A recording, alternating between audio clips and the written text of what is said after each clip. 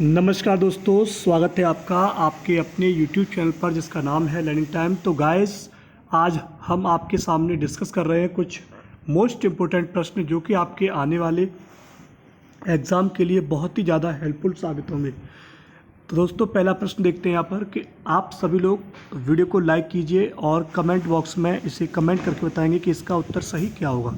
दोस्तों, अभिप्रेरणा का वर्गीकरण होता है स्वाभाविक और कृत्रिम, कम और अधिक महत्वपूर्ण, जन्मजात और अर्जित, और अभिप्रेरणा और तथा प्रलोभन। अभिप्रेरणा का जो वर्गीकरण होता है दोस्तों, वह बताना है आपको कि वह किस प्रकार का होता है।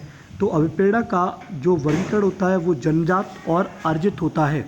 चलते हैं अगले प्रश्न पर कि सीखने की प्रक्रिया में सीखने का स्थानांतरण हो सकता है सकारात्मक, नकारात्मक, शून्य और ये सभी।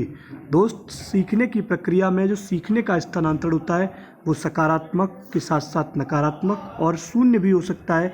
इसका मतलब दोस्तों, इसका सही जवाब ये सभी हो जाएगा। अगला प्रश्न है यहाँ पर कि निम्नलिखित में से कौन सा मत अंतर्दृष्टि द्वारा सीखने की व्याख्या करता है। कौन सा मत अंतर्दृष्टि द्वारा सीखने की व्याख्या करता है। मनोविश्लेषणवाद, व्यवहारवाद, संबंधवाद, गेस्टाल्टवाद।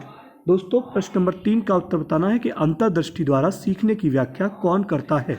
तो यहाँ पर मैं आपको सही जवाब बता देता हूँ कि यहाँ पर इसका सही जवाब गेस्टाल्टवाद हो जाता है। अगला प्रश्न आपके सामने कि किस मनोवैज्ञानिक ने सीखने की सामग्री के रूप में निरर्थक शब्दों का प्रयोग किया है। विलियम जेम्स, स्किनर, एबिंगहॉस और बार्टले। दोस्तों, फिर से प्रश्न सुनेंगे कि किस मनोवैज्ञानिक ने सीखने की सामग्री के रूप में निरर्थक शब्दों का प्रयोग किया है। तो दोस्तों, यहाँ पर जो आपका सही उत्तर है वो है आपका एबिंगहॉस। एबिंगहॉस ने दोस्तों सीखने की सामग्री के रूप में निरर्थक शब्दों का प्रयोग किया हुआ है। अगला प्रश्न चलते हैं। सीखने के नियम दिए हैं पावलव ने, स्किनर ने, थॉर्नडाइक ने, कोलन ने। दोस्तों, आप सभी को पता होगा कि सीखने के जो नियम हैं वो थॉर्नडाइक ने 3 और 5 करके दिए हुए हैं, यानी कि कुल नियम अगर पूछे जाएं तो 8 नियम दिए हैं और 3 नियम जिनमें मुख्य होते हैं, 5 नियम दोस्तों गौड़ होते हैं। ठीक है, तो दोस्तों इसका सही जवाब सीखने के नियम दोस्तों थॉर्नडाइक के द्वारा दिए गए हैं। जो मुख्य नियम के अंतर्गत आते हैं उनमें दोस्तों सबसे पहला रहता है आपका सबसे पहले की अगर हम बात करते हैं सीखने के नियम में, तो सबसे पहला तत्परता का नियम, अभ्यास का नियम और प्रभाव का नियम। ये नियम दोस्तों हमारे कैसे हैं, सीखने के मुख्य नियम के अंतर्गत आते हैं। अगर दोस्तों यही बात आती है कि गौड़ नियम कौन से हैं, तो दोस्तों मनोवृत्ति का नियम, बहु अनुक्रिया का नियम, सादृता का नियम, सहचारात्मकता का नियम और प्रबलता का नियम। ये नियम दोस्तों आपके गौड़ रहते हैं और ऊपर वाले 3 नियम दोस्तों मुख्य रहते हैं। कोई कुल नियम पूछता है तो आप संख्या 8 बताएंगे। सीखना है, सीखना दोस्तों क्या होता है। व्यवहार में परिवर्तन, अनुभव और अभ्यास का परिणाम, व्यवहार में अपेक्षाकृत स्थायी परिवर्तन और ये सभी। तो दोस्तों इसका सही जवाब बताना है सीखना क्या होता है। दोस्तों, सीखना जो होता है उसका सही जवाब होता है ये सभी। क्या होता है, सीखने का सही जवाब होता है ये सभी। ठीक है, मतलब ये कि दोस्तों सीखना क्या है। सीखना दोस्तों व्यवहार में परिवर्तन, अनुभव और अभ्यास का परिणाम है और व्यवहार में अपेक्षाकृत स्थायी परिवर्तन लाना होता है। चलिए, तो इसका सही जवाब कौन सा हो जाता है, इसका सही जवाब डी ऑप्शन हो जाएगा। अगला प्रश्न आपसे पूछा गया है कि शारीरिक वृद्धि और विकास को क्या कहते हैं। भाई, शारीरिक जो वृद्धि होती है और विकास होता है उसको क्या कहा जाता है। तत्परता, अभिवृद्धि, गतिशीलता और आनुवांशिकता। तो दोस्तों प्रश्न नंबर 7, इसका दोस्तों सही जवाब होता है कि शारीरिक वृद्धि और विकास को अभिवृद्धि कहा जाता है। क्या कहते हैं, अभिवृद्धि कहा जाता है। अगला प्रश्न देखेंगे कि चिंतन संज्ञानात्मक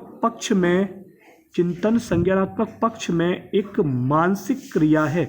यह कथन किसके द्वारा दिया गया है। डीवी के द्वारा, गिलफोर्ड के द्वारा, क्रूज के द्वारा और रॉस के द्वारा। चिंतन संज्ञानात्मक पक्ष में एक मनोवैज्ञानिक क्रिया है।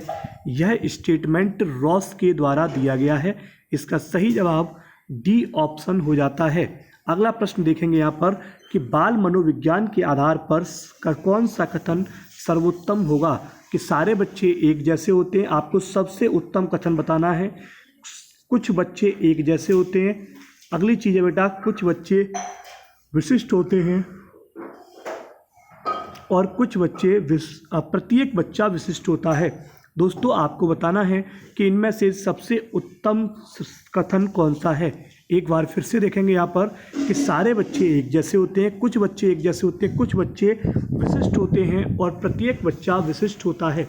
दोस्तों इसका सही जवाब प्रत्येक बच्चा अपने आप में विशिष्ट होता है, इसलिए इसका सही जवाब डी ऑप्शन हो जाता है। चलते हैं अगले प्रश्न पर कि बाल मनोविज्ञान का केंद्र बिंदु है अच्छा शिक्षक, बालक, शिक्षण प्रक्रिया और विद्यालय। दोस्तों बाल मनोविज्ञान का केंद्र बिंदु बालक होता है। कौन होता है? बाल मनोविज्ञान का केंद्र बिंदु बालक होता है। इतना चीज़ हमें याद रखनी है। अच्छी स्मृति की विशेषता है भाई, अच्छी स्मृति की विशेषता क्या है भाई? अच्छी स्मृति मतलब कि शीघ्र पुनः स्मरण, शीघ्र पहचान, अच्छी धारणा और ये सभी। दोस्तों ये सारी की सारी आपकी अच्छी स्मृति की विशेषताएं हैं। इसका सही जवाब आपका डी ऑप्शन हो जाता है। चलते हैं अगले प्रश्न पर। अगला प्रश्न कहता है कि संवेग शब्द का शाब्दिक अर्थ क्या होता है। दोस्तों आपको बताना है कि संवेग शब्द का शाब्दिक अर्थ क्या होता है। क्रोध और भय, स्नेह तथा प्रेम, उत्तेजना या भावों में उथल पुथल होना, उपरोक्त में से कोई नहीं। संवेग का शाब्दिक अर्थ दोस्तों क्या होता है? फटाफट से कमेंट बॉक्स में कमेंट करेंगे। संवेग का जो सीधा सा अर्थ होता है वो होता है कि उत्तेजना और भावों में उथल पुथल करना।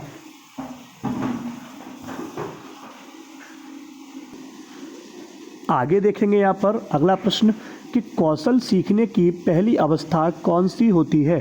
भाई कोई भी आपको स्किल सीखनी है तो उसके लिए आपकी सबसे पहली अवस्था कौन सी होती है? भाई यथार्थता, कल्पनाशीलता, समन्वय और अनुकरण। फटाफट से बताएंगे। प्रश्न नंबर 13 दोस्तों, तो कौशल सीखने की सबसे पहली जो अवस्था होती है वो अनुकरण की अवस्था होती है। इसका सही जवाब डी ऑप्शन हो जाता है।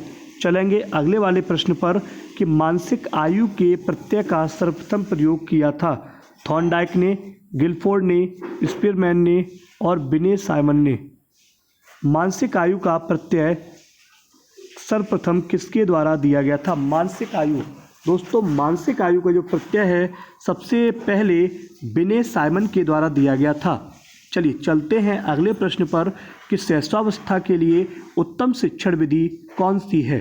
भाई मांटेसरी विधि, खेल विधि, किंडरगार्टन विधि और ये सभी। शैशवावस्था के लिए सबसे उत्तम विधि कौन सी होती है? दोस्तों शैशवावस्था के लिए सबसे अच्छी जो विधि होती है वो किंडरगार्टन भी होती है, मांटेसरी भी होती है और दोस्तों खेल विधि भी होती है। इसका सही जवाब डी ऑप्शन हो जाएगा। ठीक है, ये तीनों ही विधियाँ शैशवावस्था में बहुत ज़रूरी होती हैं, इसलिए इसका सही जवाब डी ऑप्शन हो जाएगा। अगला प्रश्न देखते हैं, बाल विकास में है। भाई बाल विकास में क्या चीज़ है? भाई प्रक्रिया पर बल है, वातावरण और अनुभव के बीच की जो भूमिका होती है उस पर बल है, गर्भावस्था में किशोरावस्था तक का अध्ययन होता है और उपरोक्त सभी। तो प्रश्न नंबर 16 की अगर मैं बात करता हूँ तो इसका सही जवाब होगा ये उपरोक्त सभी। क्लियर हुआ?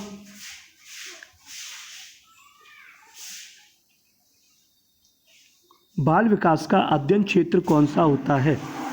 बाल विकास की विभिन्न अवस्थाओं का अध्ययन करना, वातावरण का बाल विकास पर पड़ने वाले प्रभावी का अध्ययन करना, व्यक्तिगत विभिन्नताओं का अध्ययन करना और उपरोक्त सभी।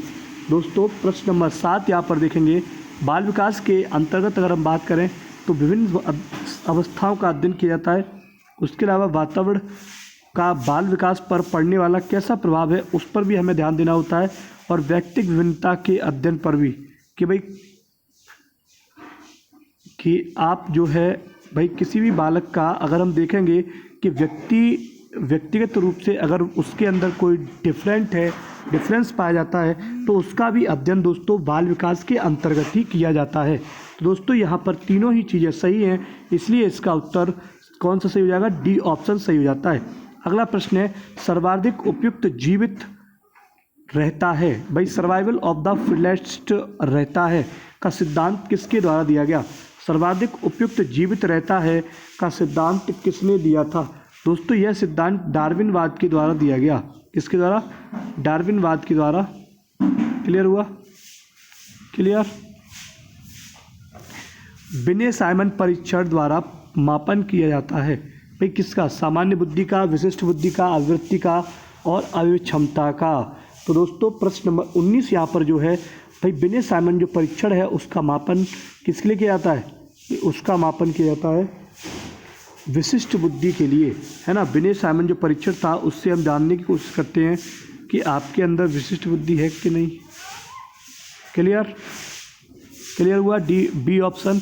अगला प्रश्न देखेंगे, संवेगात्मक विकास को प्रभावित करने पर वाले कारक हैं शारीरिक स्वास्थ्य, मानसिक योग्यता, अपनी सीमाएं, बोलेंगे थकान और ये सभी। संवेगात्मक विकास को प्रभावित करने वाले कारक कौन से हैं, शारीरिक स्वास्थ्य, मानसिक योग्यता, थकान और ये सभी।